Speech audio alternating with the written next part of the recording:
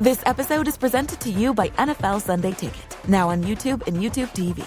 With NFL Sunday Ticket on YouTube and YouTube TV, you can watch your favorite teams' out-of-market Sunday games, plus watch up to 4 games at once with Multiview. Don't miss the race to the playoffs. NFL Sunday Ticket is now just $39 when bundled with YouTube TV, where you get even more football. Visit youtube.com/Spotify offer to sign up now. Lowest price on YouTube TV with base plan. Rest of 2023 season. Terms and embargoes apply. No cancellations. Reboot your credit card with Apple Card, the credit card created by Apple. It gives you unlimited daily cash back that you can now choose to grow in a high-yield savings account that's built right into the Wallet app. Apply for Apple Card now in the Wallet app on iPhone and start growing your daily cash with savings today. Apple Card subject to credit approval. Savings is available to Apple Card owners subject to eligibility requirements. Savings accounts provided by Goldman Sachs Bank USA. Member FDIC. Terms apply. Good morning, good afternoon, good evening, wherever you are, whatever you're doing, and welcome to a bumper Boxing Day special EPL preview show. So yes, normally I'm probably thinking, or you're probably thinking, where's Dave Hendrick? But we are like buses people. So one day goes and we've got another one just to slot in. It's our time of year, isn't it? The Dave time of year. The Only Fools and Horses Christmas specials will be on. This is where we thrive, people. So I'm your host, Dave Davis, coming to you with some big messages over the festive period for this EPL Index preview show. Ladies and gents, you need to have a word with yourself today. It would be easy to say, I ate too much at Christmas. It would be easy to say, I drank too much, I'm tired, all that type of thing. We'll take it easy. We'll have a chill day, that type of thing, you know. And maybe the missus encourage you a little snuggle under the blanket, you know. So maybe nice movies, a bit of hot chocolate, something like that. Get a grip. You need to start talking to yourself like you would talk to your number 6, your holding midfielder. It's Boxing Day. It's a full schedule. Over the next few days, every single team in the Premier League will play. Even if you're not playing today, you need to be looking, seeing what has an impact, because things are moving at the top and at the bottom of the Premier League, people. As you would say to your holding midfielder, you cannot shirk a challenge here. You can't get sucked into going to the shopping. You can't get sucked into going round to your Auntie Val's, meeting up with her friend Kath and all that type of thing and having a bit of a catch-up. You can't be missing this football. There's early, there's afternoon, there's late. Get on the sweatpants, do what you need to do. Turkey curry, sandwiches, whatever. Go again. And now that we've said that, we'll say no more about it, ladies and gents, because there is a jam-packed schedule. And we're not just going to review in one day, today, Boxing Day, and that's why it's called Boxing Day, ladies and gents, because it's a full day of football. It's a fighting day as all the teams fight for their various prizes, rewards, just even mere survival with someone. There's even a 6-pointer really on the schedule already, so to speak. We'll even be talking over the next few days, because like we said, if you didn't hear me first time, every single team plays over the next few days. So let's jump into it. And there's a 12:30 on Boxing Day. Sounds beautiful, doesn't it? To start the day early. It's a hell of a game, to be honest, for different teams. It's in St James's Park. It's Newcastle versus Nottingham Forest. And two teams with very different aims at the moment. One established manager, one brand new manager in Nuno for Nottingham Forest. So let's talk about these teams. I mean, you start with Newcastle. They're 7th place and they're 7 points off 4th. Yeah, they're just in danger of possibly losing touch. They'll also be thinking, okay, we've got Anfield on New Year's Day as well. So they will be literally thinking this has to be 3 points. There's nothing but that acceptable.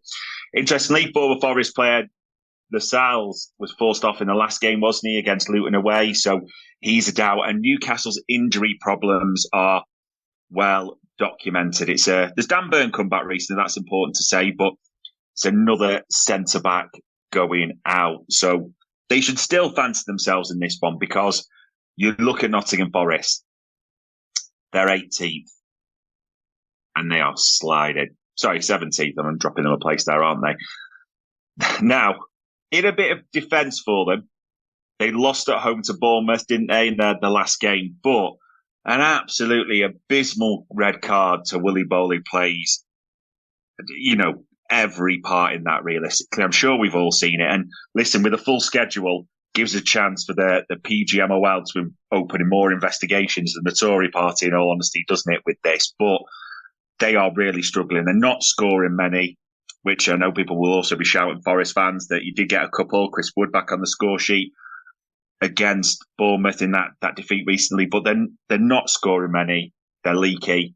And you have to be honest, you look at certain things that Sangare's out, and the big one, Awoni's out. And much as Nuno is in, as you can talk about new manager bounce, which could well play an aspect, they can't score goals. They can't stop goals going in. They are the team that is on the slide and getting sucked in. So this is massive for them, because I'll also be looking at others as well, the ones even below them, thinking we can claw our way out here potentially. So the smart money does say for this one, in all honesty, that it'd be foolish to back against Newcastle and I'd well predict a Newcastle win with this one, in all honesty. But it's quite important for Forest that for them, you see some fight. I know people say away at St James's Park is a tough place to go, and it has been for many a team, but Forest are in big trouble.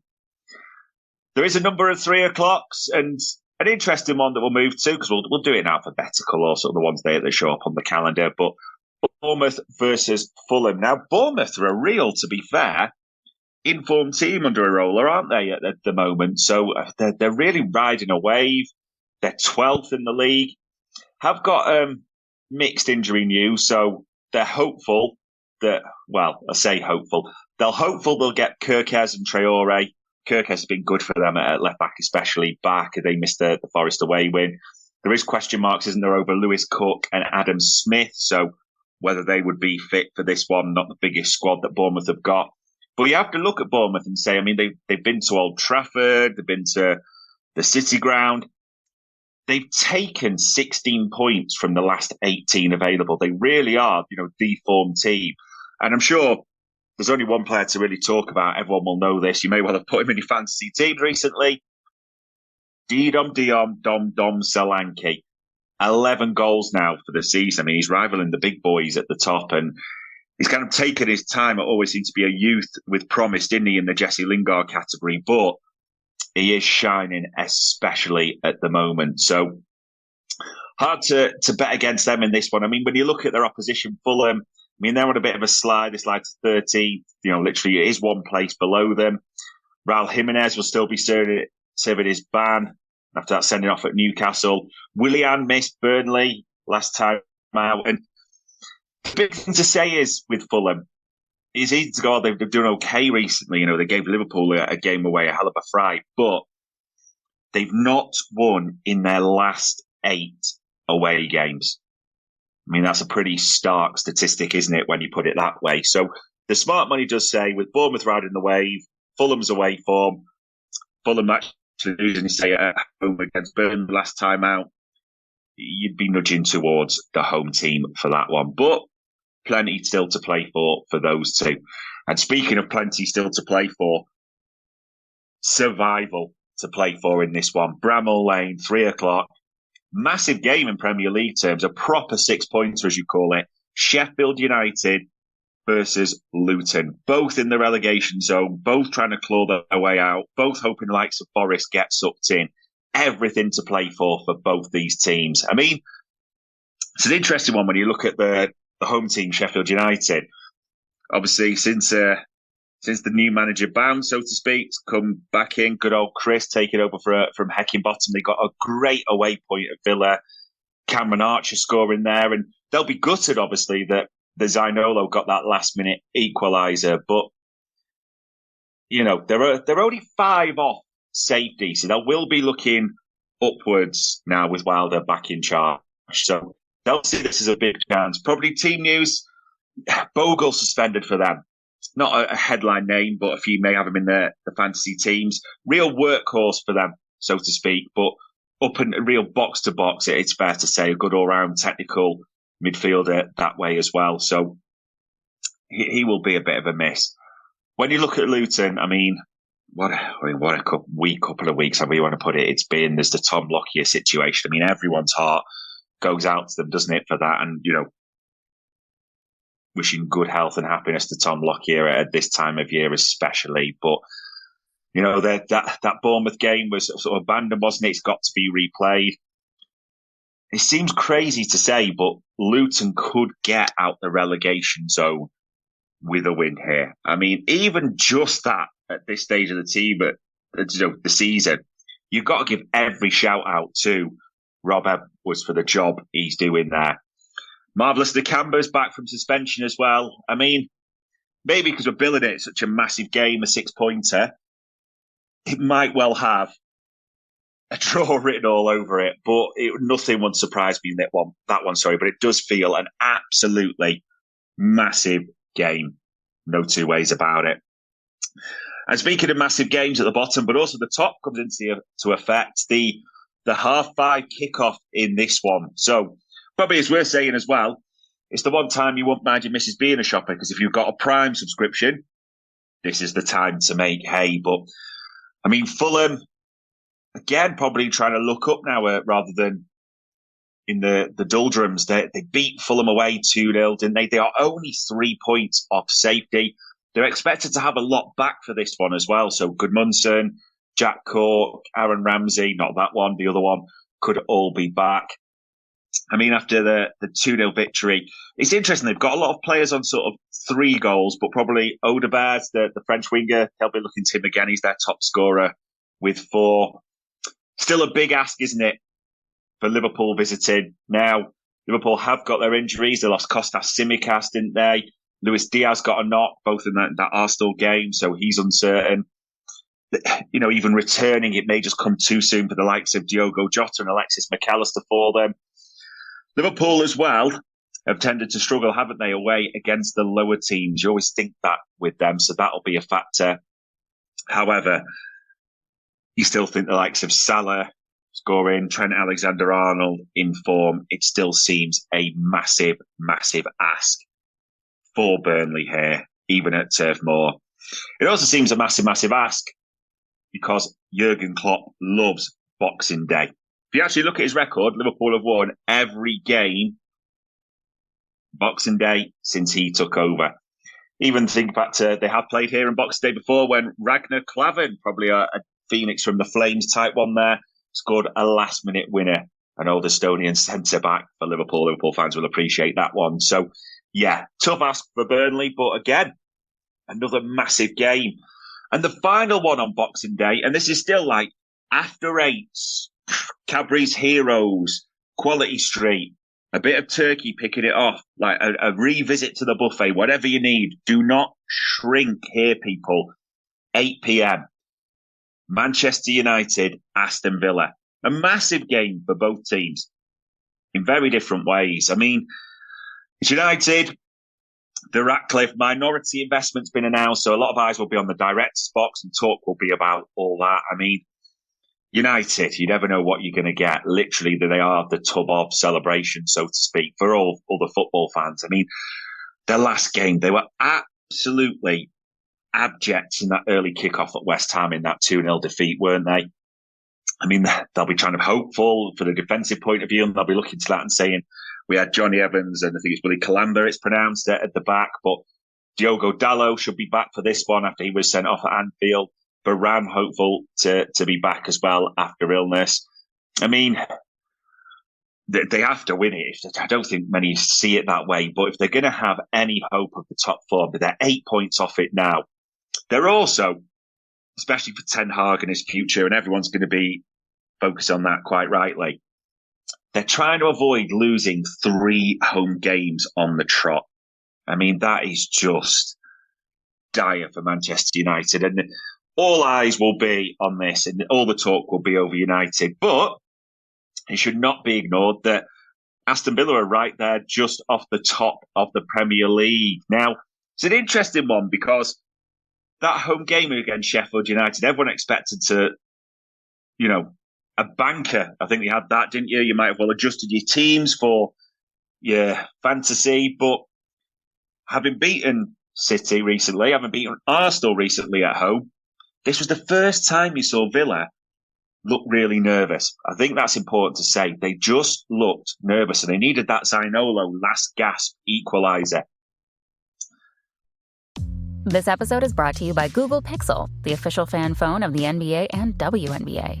The new Pixel 8 and Pixel 8 Pro are built different. How? Take the Audio Magic Eraser tool that helps block out distracting crowd noise so your play-by-play commentary sounds crystal clear. The only phone engineered by Google brings out the audio you care about so your videos sound as crisp as they look. Learn more at googlestore.com/pixelnba. Audio Magic Eraser requires Google Photos app. May not work on all audio elements. The holidays start here at Kroger with a variety of options to celebrate traditions old and new. You could do a classic herb-roasted turkey or spice it up and make turkey tacos. Serve up a go-to shrimp cocktail or use Simple Truth wild-caught shrimp for your first Cajun risotto. Make creamy mac and cheese or a spinach artichoke fondue from our selection of Murray's cheese. No matter how you shop, Kroger has all the freshest ingredients to embrace all your holiday traditions. Kroger, fresh for everyone. You also look and think they're going to be missing some key players, Matty Cash, but more importantly, Kamara still suspended. Now, people look at that midfield and go, Douglas Luiz, McGinn, they're key. Yeah, absolutely. Kamara is the key one that allows them to tick. Kamara allows Douglas Luiz to push forward. Kamara allows John McGinn to have a more of a flowing role, using that big arse, getting forward, holding the ball up, even, coming onto things late. Didn't look as good without him there, didn't he? Such a key cog. There's even a bit of uncertainty here as well over Pau Torres, as he's been nursing a knock recently at centre-back. So this really could go any way, couldn't it? And it will be interesting to see if Villa do respond, United respond to a new minority investment. But I can't say owner, but as we're told, Sir Jim Ratcliffe and his team, the Ineos boys, are going to be running the football operation. So it will have that feel of it. And that's everything on the 26th, Boxing Day. So like I say, plenty, as it's aptly named, to fight for there. The 27th. So a couple here. A lot of evening kickoffs. So Chelsea Palace is an interesting one to start with, a 7:30 one there. I mean, Chelsea. They lost at Wolves last time out, but more importantly, the horrendous misses. I mean, you can't get away from Sterling just not squaring it there, can you? Although maybe people look at Jackson. I mean, you look at Chelsea, never as a team that spent so much, needed so much as well. They are 14 points off the top four now. The only real positives you can give for them is Nkunku's back, isn't he? And he scored a good goal, so that they'll be looking to him, especially with it being at home. Nobody coming back. Reece James is still out long term. Palace, I mean, they'll be gutted they didn't win that grudge match, didn't they, against Brighton at home at Selhurst Park, but Danny Welbeck got a last-minute equaliser. You do look at Palace away, though, and you think, well, hold on. They drew 2-2 with City at the Etihad. However, there's real pressure now on Roy Hodgson. They're 7 without a win since November. They're 6 from the drop zone. They're not quite on a Forest-style slide, but you are just looking and thinking this could be a tough one in this regard. And Roy, I don't know, it's hard to say, but he's under pressure. There's no two ways about that. So is Pochettino as well, more than anything. So hard to predict, but I'd be nudging towards a home win in that one. And then one that does have a mid-ish table feel, same time, 7:30, Brentford v Wolves. I mean, it's interesting with Brentford. They're already 7 points from the drop zone, but you don't really look at them that way. And also, players coming back in the short term. Matthias Jensen set to be back for this one. And they're counting down the days until Ivan Toney returns, even if he's going elsewhere, as all the rumours are reported. But that would give them money, isn't it? It's not far there. I mean, last time out, they had that. Well, they didn't last time out. That's important to say. It was postponed, wasn't it, against City because they were over in the World Club Cup. So they are well rested, Bournemouth. That's the big call out for this one. They haven't had a game since the 17th of December. That's very, very different for the rest. So that well swings it in their favour. You look at Wolves, they're level on points with Chelsea after they beat them last time out in a good 2-1 win. They're good at Molineux. They've not got the best away record. Now, I know some Wolves fans have listened to this are going to be screaming at me and talking about VAR, which is more than fair, as Gary O'Neill's remained dignified on it, but the smart money would probably be on a Brentford. But it wouldn't surprise me, really, either way. And on the 27th, hopefully there's some turkey left over for you, because the big one at 8:15, Everton versus Manchester City. I mean, this has got potential to be huge. I mean, Everton, despite the 10-point deduction, they're 4 points away from the drop zone. I mean, what a job Sean Dyche has done. They were really unlucky last time out, weren't they, against Spurs? A couple of VAR calls, which could have gone either way, debatable, to be fair. But having gone behind quickly, they're showing fight nowadays as well, Everton, and they were unlucky in a 2-1 defeat. Probably the positives they're looking at as well. Andre Gomez was back, having, not played for a while, and he scored as well, so another body, at least, so to speak, for them. But Goodison, Christmas time, hostile atmosphere, could be an interesting test for City, who are, the world champions, it's important to say. They are 6 off top. They do have a game in hand. I mean, it's like to be a bigger total, isn't it, by the time this one comes around? But this is just that time of year where they click into gear, and even if they're not playing well, they start winning. Now, interestingly enough, begin that game against Fluminense, despite all the training shots of Haaland, De Bruyne back, neither played, neither were on the bench either. So it will be interesting. It's a bit uncertain, and we'll probably have to wait to see what Pep Guardiola says on this one. But, two of the big hitters could be back. And then for me, maybe the biggest hitter at City, everyone will be eyes peeled for what's happening with Rodri, especially the other teams at the top will be hoping it's not favourable, because he went off with a knee injury. I mean, he said afterwards, doesn't feel too bad, even though he was scared and crying at the time. Pep Guardiola did say, we'll have to wait and see. So I think there's a lot of teams at the top will be hoping Rodri is absent. But yeah, he's the big main man. So it's an uncertainty around him for this one. And then we move to the final 2 games out of the 10 to complete the full schedule. On the 28th, you've got Brighton versus Spurs. Again, sounds a great game on paper, doesn't it? You look at Brighton again, only 9 points off the top 4. What a job De Zerbi's doing. They got, they're scrapping as well. They got that last minute Danny Welbeck equaliser in the grudge match against Palace. They are looking a bit tired, it's fair to say, after the Europa exploits. You do wonder if it could catch up with them, especially around this busy period. The one thing you have to say with this when you're previewing it, there's going to be goals, because it's Spurs. We know how leaky they can be, and Spursy, so to speak. But Brighton, no clean sheet in 22. So this one guarantees you goals. Spurs, quietly, after all the berating of them by other fans, they're back in the top 4 again. They're only 4 points off the top. They're beating Everton, as we said, in that 2-1. Everton's old boy is starting to spark into life for them. Charlison, hasn't he? I mean, he's got 4 goals in his last 3 league games. He's really in a purple patch, which has taken about 1 million games to get there, but hey-ho.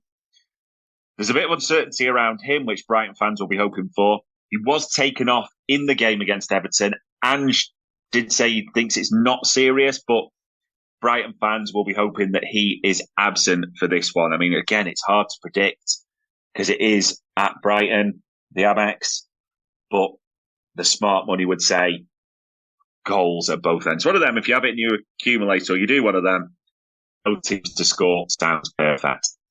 And then the final one, the Christmas Day toppers, Arsenal against West Ham, the 8:15 kickoff on the 28th. I mean, this is an interesting one. Arsenal were top last year. Look how that ended. Feels a bit different, doesn't it? And you saw that almost determination in Arsenal. They got that draw at Anfield last time out. There's no new injury worries in this one, and it will suit them. I mean, you look at all the challenges and who's done travel and all that. They'll have had a 5-day gap, so they should be quite fresh for this one as well. No real injury worries from that Anfield clash either. West Ham, there will be Boyd. I mean, all the criticism on David Moyes, and there's been a lot of criticism, especially after that Carabao defeat. They're only 6 points off fourth. They've just beaten United at home. And you look at the goal scorers there, Kudus and Bowen. Both of them are firing. Bowen's right up there, isn't he, in double figures at the top. Kudus, what a signing he's been from Ajax. It just depends which version possibly of West Ham shows up, doesn't it? Because they have taken points on the road against teams like Spurs, but if it's the version that showed up in the Carabao, yeesh. So yeah, from Fulham away, you think that thumping they got as well. So they blow hot and cold, so to speak. But if they blow hot, they will give Arsenal a hell of a game. They really will. But the smart money probably still says that the Gunners return to the top of the table there. But listen, it's a Christmas period. It's where miracles happen. It's where teams are looking for it. All round, I mean, top of the table, headline grabbing, takeovers, relegation 6 pointers. What more could you want, surprise gift-wise, in the bottom of your stocking? So, ladies and gents, it's Christmas time. Enjoy yourselves. Relax. Goodwill to all men. And that was a special EPL index preview of the Premier League games. Sports Social Podcast Network. This break is brought to you by Adobe Photoshop. Here's a fun fact. Every day, millions of people around the world use Photoshop to create all kinds of cool stuff. Designs for t-shirts and posters, graphics to promote brands and businesses, images for social and websites. Anyone can do it. And to the guy who put a bulldog's head on a parakeet's body, you, sir, are a genius. Get started for free today. Click or tap the banner to head over to Photoshop.com.